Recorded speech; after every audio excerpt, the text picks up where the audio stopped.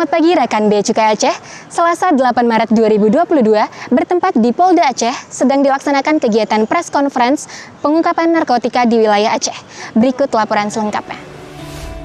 Sinergi antara Bea Cukai Aceh dengan Polda Aceh berhasil menggagalkan penyelundupan narkotika jaringan internasional Indonesia-Malaysia berjenis sabu sebanyak 189 kg serta butir ekstasi sebanyak 38.850 butir.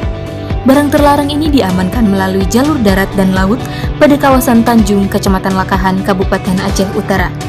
Tim Sinergi mengamankan 2 orang tersangka berinisial MY dan MR, serta menetapkan status DPO pada 1 orang tersangka berinisial HR. Diharapkan agar masyarakat selalu waspada agar tidak menjadi kurir, pemakai ataupun pengedar sabu sebagai sebuah profesi atau pekerjaan. Polda Aceh bersama dengan Bea Cukai akan terus melakukan pemantauan secara kontinu dan akan menindak secara tegas dan terukur para pelaku narkoba di bumi Serambi Mekah ini.